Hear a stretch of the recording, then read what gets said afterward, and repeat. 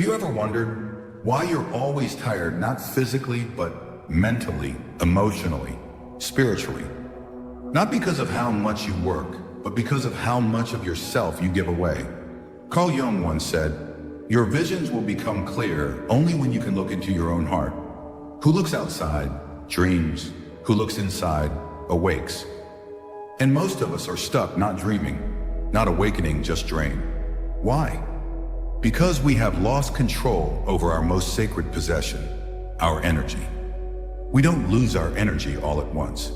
It leaks, slowly, subtly, quietly, almost invisibly.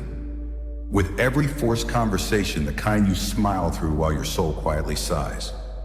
Every unread message we still feel the need to respond to, not because we care, but because we fear being called rude or distant. Every situation where we feel obligated to explain, to defend, to please, not out of joy, but out of a subconscious need to be accepted. You wake up and check your phone 5 messages. 4 of them you didn't even want to read, yet you respond. Why? Because you feel you have to. Because somewhere along the way, you were conditioned to believe that being immediately responsive is a sign of respect. That speed equals sincerity. That being emotionally available 24/7 is the cost of love. But Jung taught us, energy is sacred. And you are not obligated to spend it on anyone's convenience. Being responsive doesn't make you responsible. It just makes you accessible. And constant accessibility is not a virtue, it's emotional exposure. It's how people unknowingly drain you, expecting you to show up, explain, affirm, and soothe even when your own cup is empty. When you start seeing your energy as your lifeblood, finite, valuable, yours to protect, everything shifts. You don't owe anyone your energy simply because they asked for your time. You were raised to believe being helpful is good. Be nice, be kind, be generous, be available. It was rarely said outright, but you learned it anyway. You learned it when adults praised you for being the easy child, the good listener, the one who didn't make things difficult. You learned it when your worth was tied to how well you could meet other people's needs, not your own. But no one taught you that self-abandonment can masquerade as kindness. No one told you that overextending yourself isn't love, it's self-erasure. That sometimes saying yes to everyone else is saying no to yourself again and again. Carl Jung's idea of the shadow isn't just about the dark parts of others. It's about the truth we suppress in ourselves, the resentment we swallow when we smile through discomfort, the anger we mute when we agree just to avoid conflict, the anxiety we hide when we fear someone won't like us if we say, "Not today." This isn't kindness, it's erosion. It is the subtle wearing away of your identity, your peace, your authenticity in the name of being accepted. And eventually it breaks you. Because no one, not even the kindest soul, can pour from a cup that's always empty. Every day, you wake up with a limited amount of energy.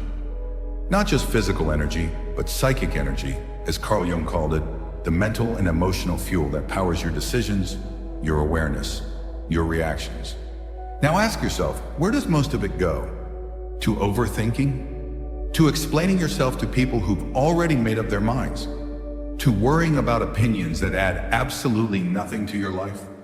Now, imagine treating your energy like money. Would you give your last coins to a stranger who mocks you?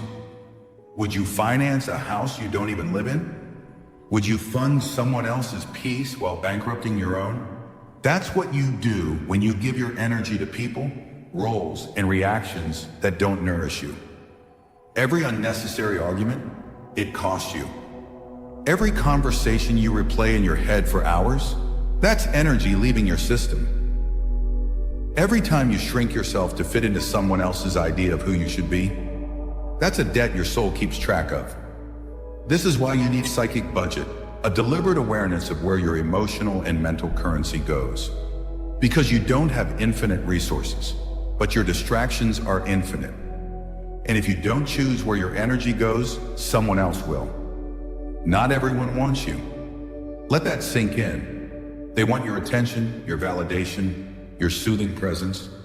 They don't ask how you are. They ask what you can offer.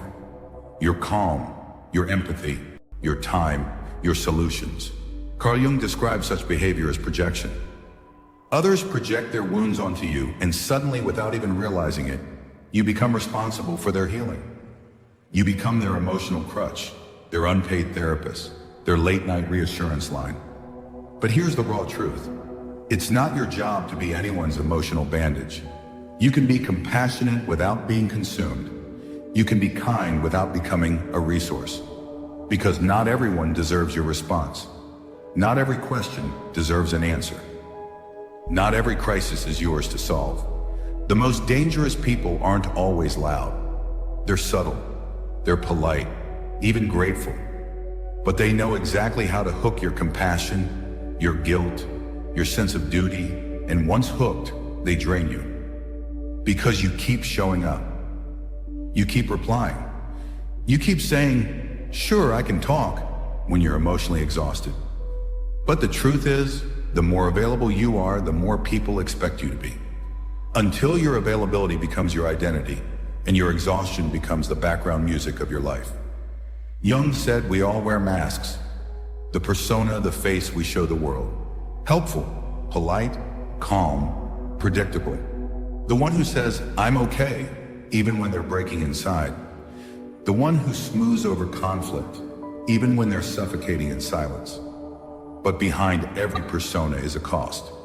When your image is built on always being available, the world only relates to that mask, not to the real you. You become the therapist friend, the reliable one, the problem solver. You carry everyone, but who carries you? And when you finally say, "I can't," the world says, "You've changed." No, you've just started telling the truth. You've started removing the mask. You've started showing up not as the version that makes others comfortable, but as the version that honors your inner boundaries. And here's what Jung knew deeply. When the mask collapses, your real life begins. Not everyone will like it. Not everyone will stay. But the ones who do, they'll know the real you. If this message found you at the right time, comment below. I reclaim my energy. Let's see how many of us are waking up. How many are done with the noise? Done with the drama?